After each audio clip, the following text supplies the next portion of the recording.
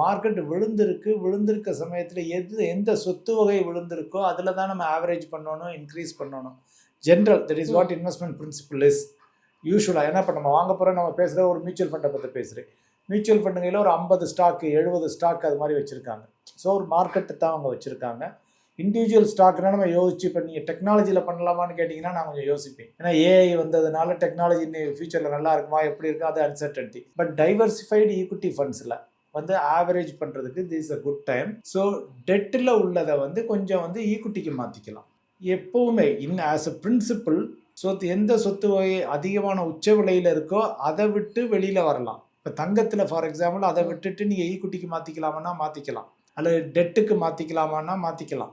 ஆனால் எந்த சொத்து வகை விழுந்திருக்குதோ which is equity right now, ஈக்விட்டிலேருந்து நீங்கள் டெட்டுக்கோ கோல்டுக்கோ இப்போ போய் மாற்ற வேண்டாம். ஒன்று அதே மெயின்டைன் பண்ணிக்கோங்க, அப்படி இல்லைன்னா அதை ஆட் பண்ணிக்கோங்க. அடிஷன் ஈக்விட்டியை பொறுத்த வரைக்கும் இப்போ அதுதான் கரெக்டான ஒரு அப்ரோச்சாக இருக்கும்.